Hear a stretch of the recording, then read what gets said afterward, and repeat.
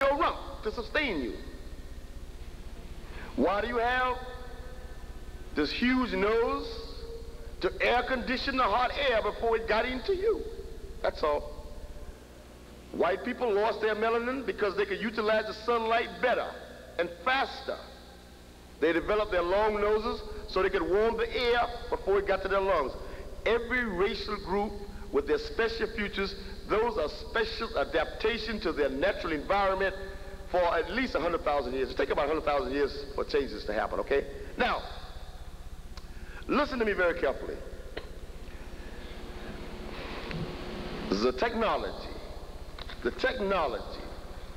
to create a new life form was perfected or invented around 1972. Now get that date, 1972. I have studied at a laboratory out on Long Island, New York. It's called Cold Spring Harbor Laboratories. That is one of the most advanced biological laboratories in the world. For the last 100 years, all of the inventions and discoveries about the cell and the cellular life activities have been invented there. Who heads it? Dr. Saltz is there, the man who's supposed to have given you the polio vaccine. Crick and this other guy who's supposed to have given us the DNA structure. They have that laboratory. Now, what did I do there? I sliced DNA from one organism or one living thing, and I transplanted it to another living thing. And if we recombine the DNA of two different organisms, we get a new type of life form.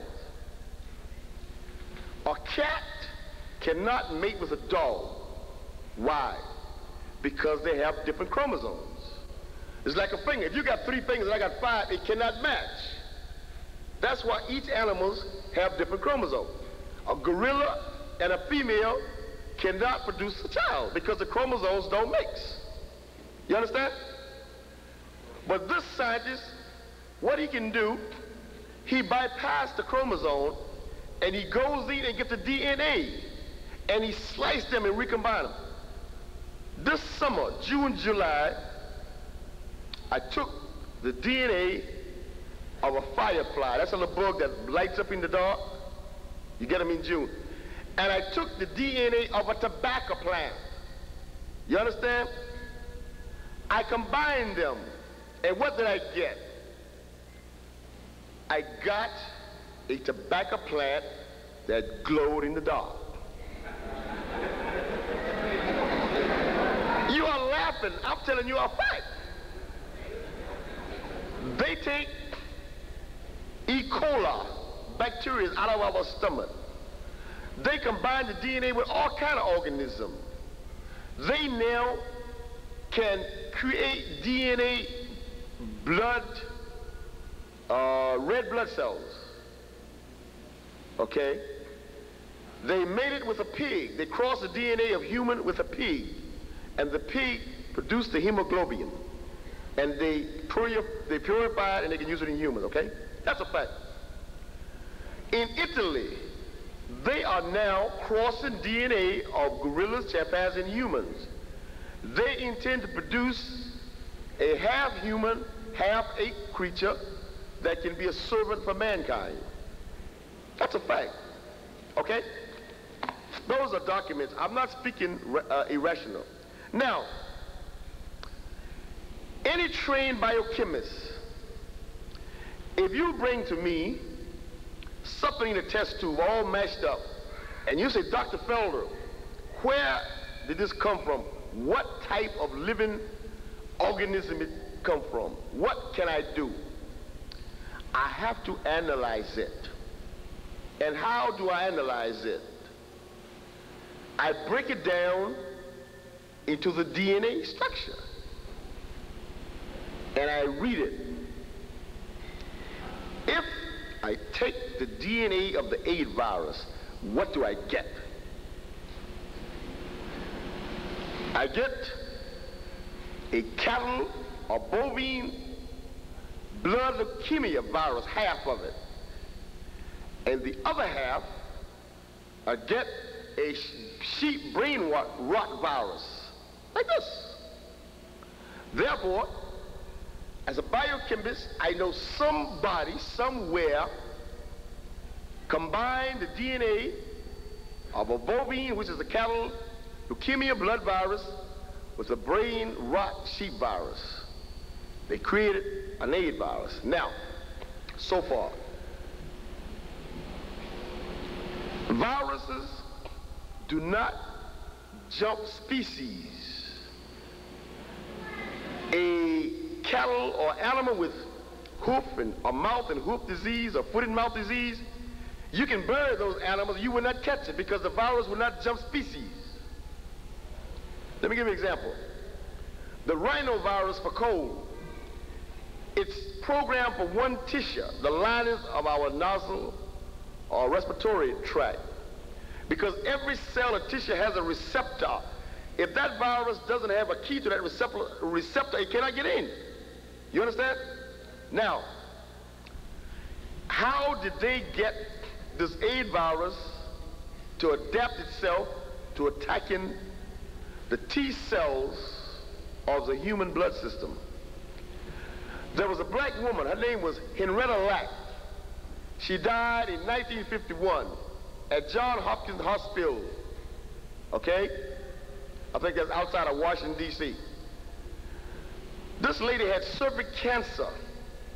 Some of these surgeons snipped off some of her tissues and put them in a Petri dish, and they gave it blood, chicken blood, embryo blood, milk, honey, juice, everything. The lady died, Henrietta Lack. But Henrietta Lack was a black woman.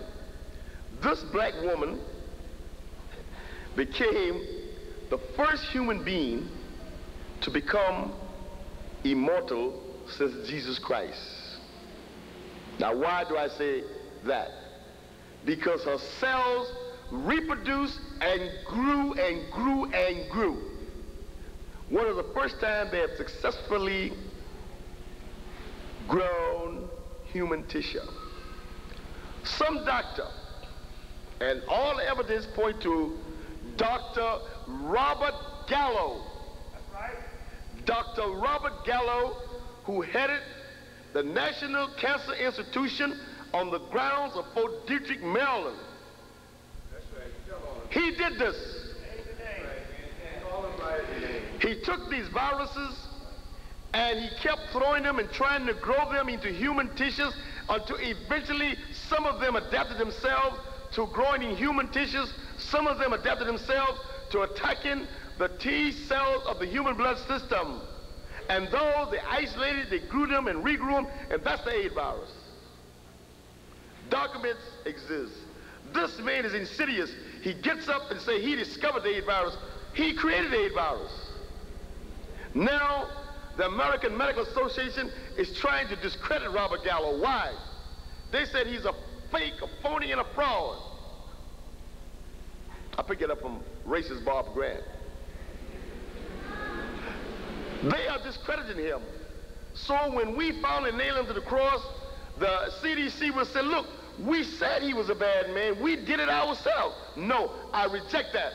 You're only setting him up as a bad man so you can escape clear for the blame. How many of you have seen the picture of Frankenstein? Raise your hand. I got this from Gil Noble. Gil Noble said one time, this Dr. Frankenstein created a monster. This monster got up from the table, he went into the village, and he killed and killed. Finally, all the villagers got together, they chased him, and they killed the monster. Right? And he was dead. Everybody celebrated and built a bonfire and celebrated. And the picture ended. But as the picture ended, what do you see? You saw on the hill, right? And you saw the spooky house. And who did you see? You saw Dr. Frankenstein. That's the man who created the monster. Nothing happened to him. He gonna create another monster. So if we nail Dr. Robert Gallo, we got to get the people who were behind it.